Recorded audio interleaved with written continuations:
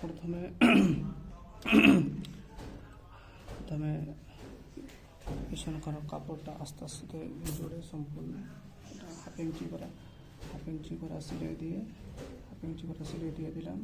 Half inch সিলাই দেওয়ার পরে হাফ ইঞ্চি করে পুরোটাকে সিলাই দিয়ে দিলাম। তারপরে এটাকে এভাবে করে মুড়ে